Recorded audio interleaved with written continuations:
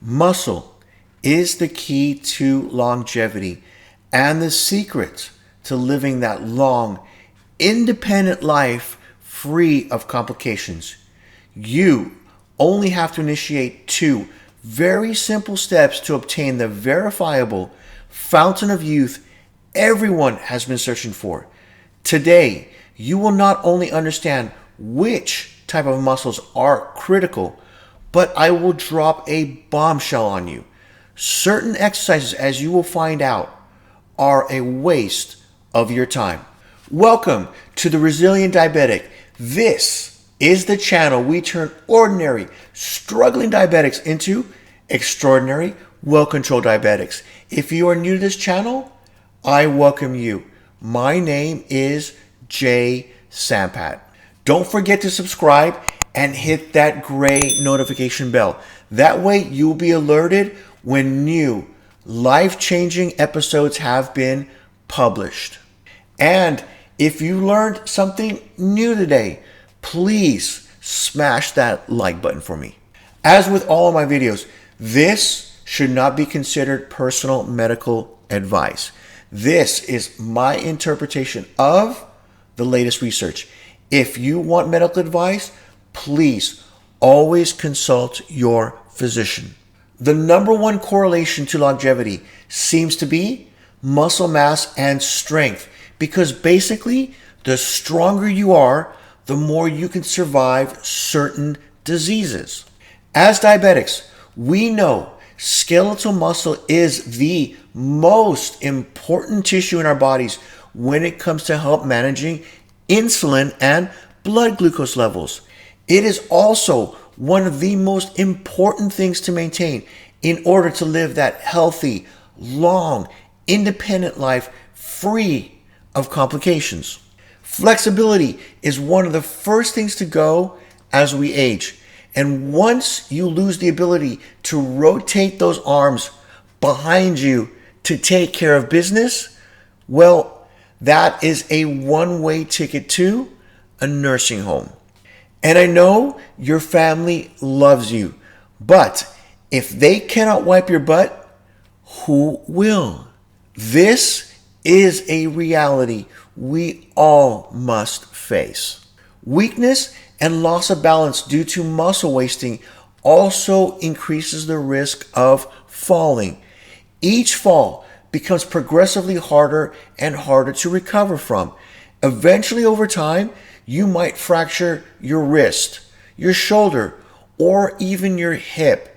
And then sadly, 50% die within 1 year of suffering a hip fracture. So what is the secret? It does not come in a pill form, and it is not available at the local pharmacy, but it is dead simple. It revolves around keeping all of your muscle mass. And with my help today, we are going to add a bit with some very simple steps. Most grandmas and grandpas are not bodybuilders. In fact, most don't spend much time away from the couch. This inactivity causes their muscles to shorten. It reduces the range of motion. Joints then stiffen and flexibility gets diminished. You may also be surprised to learn muscle is our body's largest organ. And unfortunately, the natural loss of muscle mass and strength as we age is directly associated with all-cause mortality and linked to the incidence of many of the chronic diseases like obesity, dementia, cardiovascular disease, stroke, hypertension, insulin resistance, and type 2 diabetes. Our healthcare experts have been concerned with a growing epidemic of obesity, and this is where all of their focus has been, on body fat levels. And what if I told you they have been looking in all the wrong directions? Listen to me carefully, as what I'm about to say will save your life. What they and you should be concerned with is a term I will introduce to you today. It's called sarcopenia. Sarcopenia, or the decline of skeletal muscle mass with age, is directly related to the functional loss of independence in older adults. The process of sarcopenia naturally starts when we are in our 30s and 40s. Let me repeat that to you again. It starts in our 30s and 40s. That is not old at all. Loss of muscle mass is predictive of a shorter lifespan, and worse, recovery from an injury or surgery. The cause of sarcopenia are debatable, but it appears to be multifactorial. It happens in lockstep with neurological declines, Alzheimer's, dementia, hormonal changes, chronic inflammation, sedentary behavior, chronic illness, poor nutrition, and in today's world, a diet that requires substantial amounts of insulin because there is far too much carbohydrates in the diet. Once sarcopenia hits in our 30s and 40s, evidence suggests that skeletal muscle mass and skeletal muscle strength decline in a linear fashion, with up to 50% of mass being lost by the 8th decade of life. What we're about to talk about next is incredibly important to understand, and the key to this entire puzzle. The structure of our muscles is not all the same.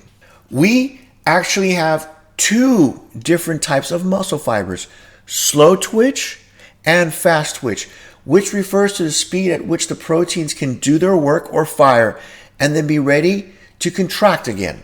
Their speed determines whether they're good for doing low, slow endurance exercises like cardio or daily activities.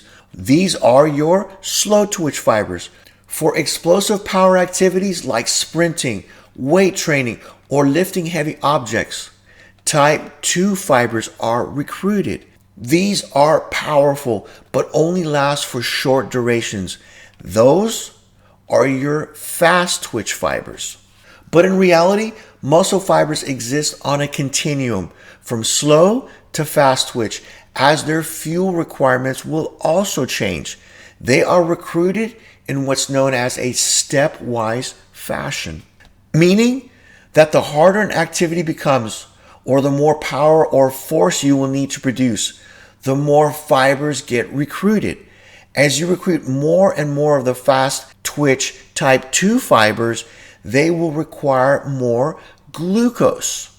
To conserve energy, the body will always start with the type 1 slow twitch fibers since they're hard to fatigue, and then adds in the faster fibers as needed to produce more power and speed.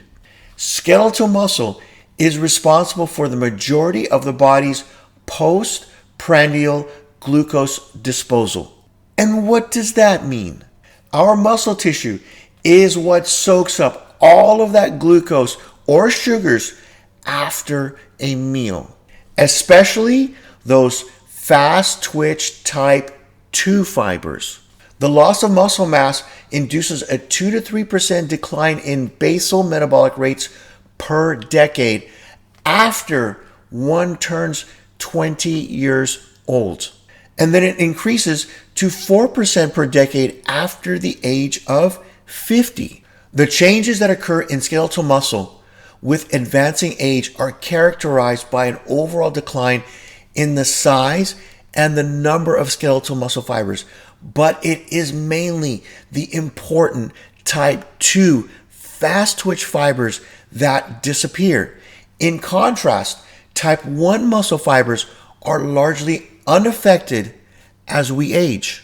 What is worse, we also see a marked infiltration of fibrous and adipose tissue into the remaining skeletal muscle over time that causes insulin resistance.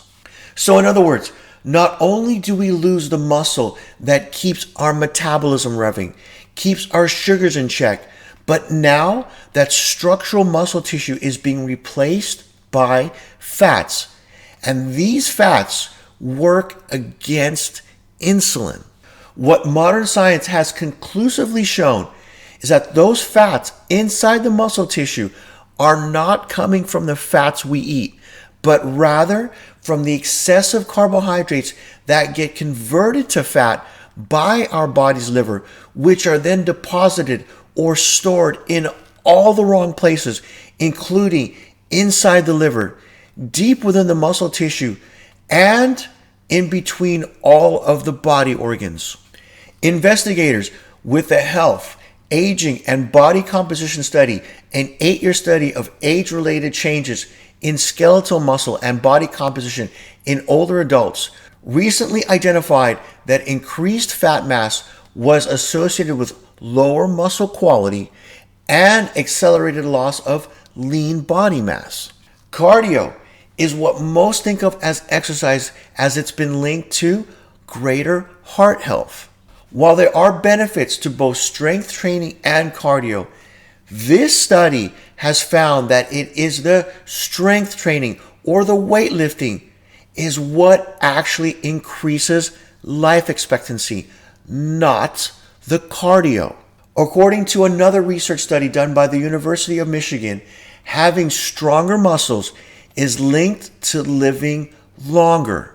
The study, published in the Journal of Gerontology, Medical Sciences, found out that people with low muscle strength are 50% more likely to die earlier than their stronger peers. Now, this is where some great news comes in. Studies do show it is totally realistic to build or even regain muscle and your flexibility in your later years. That is, even after severe losses. It's never too late to start. In one study, they had a group that only lifted 3 days a week. They increased their muscle mass by 7.4% over the 12-week program. To really hammer this point home and at the same time reveal an absolutely critical factor for muscle growth in later years, let's look at this final study. Those busy researchers at the University of Buffalo split 62 frail elderly individuals into 2 groups and had them lift weights 2 days a week for 24 weeks. At the end of the study, both groups got stronger, but only one of the groups increased their muscle mass. What was the difference between both groups? Their protein intake. As we age, we tend to eat less, especially protein. So these researchers had one of the groups supplement with 15 grams twice a day, so a total of 30 grams a day.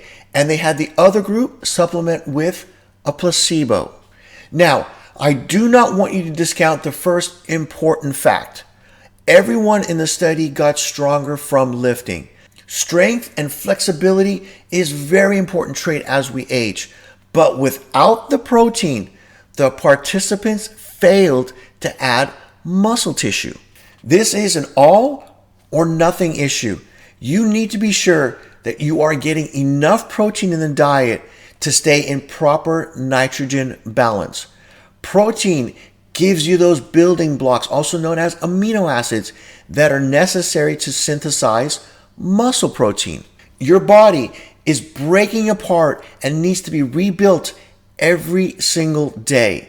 These building blocks do not come from carbohydrates or fats. They can only come from your daily intake of enough protein. And this exposes some of the true weaknesses of certain diets that are hyper-focused on fats to fuel the body and or carbs as the main source. They both will limit the true macronutrients you will need to survive in this life. Protein. This leads us to the next very important question.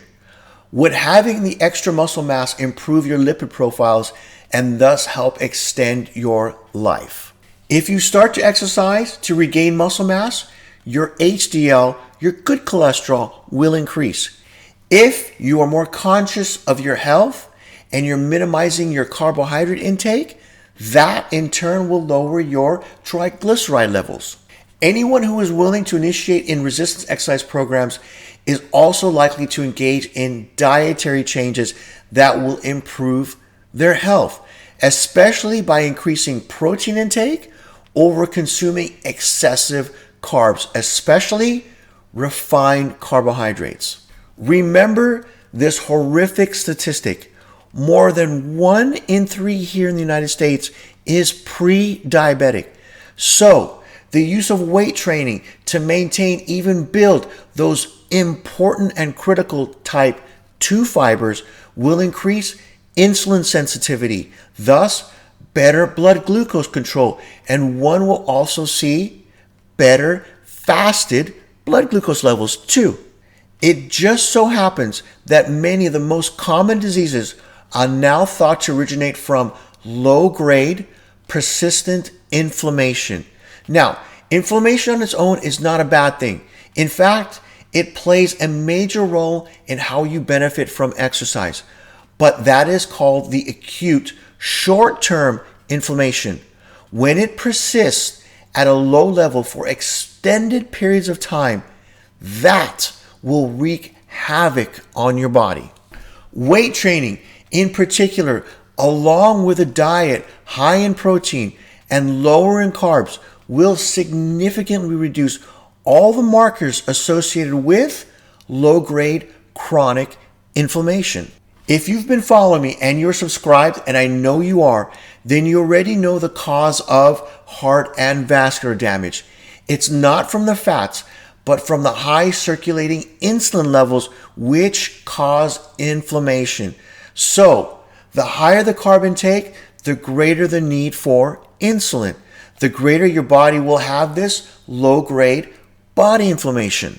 This is the true driver of metabolic syndrome, including high blood pressure, heart disease, and obesity. So how do we put this all together so that you get to live that long, independent life free of complications? First and foremost, it's never too late to start weight training 2 to 3 times a week. That's all you're going to need. I suggest alternating an upper body day with a lower body day. Your goal is to introduce new exercises as you progress and get stronger and stronger with each session. If you only have very limited time to exercise and you are currently using cardio as your go-to choice, you are now going to want to switch this up to weight training, and immediately. It will give you all the benefits of cardio times 1,000. Now, I personally make time for both because cardio does help with insulin sensitivity, meaning as a type 1 diabetic, I will use less insulin in the day when cardio is performed first thing in the morning. How do I do my cardio? It's a 25-minute brisk walk. But remember cardio's true limitations. It does not build or even help maintain those important type 2 muscle fibers. Only weight training does. Second, and most importantly, you must increase your intake of protein. Without enough protein to cover your turnover needs, weight training cannot and will not be optimized.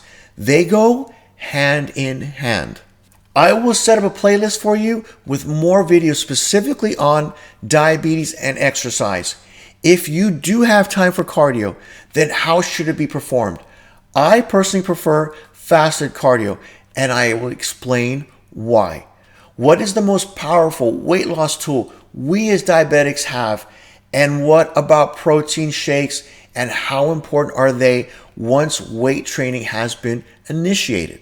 If you're on your desktop or laptop, I want you to use your mouse to click this upcoming box. If you're on your mobile device, I want you to tap that with your fingers. The first is the link to subscribe to this all-important channel. The second is the link to the playlist on exercise. So have a great and productive day, and we will see you soon with another new episode, which are generally released weekly. Bye for now.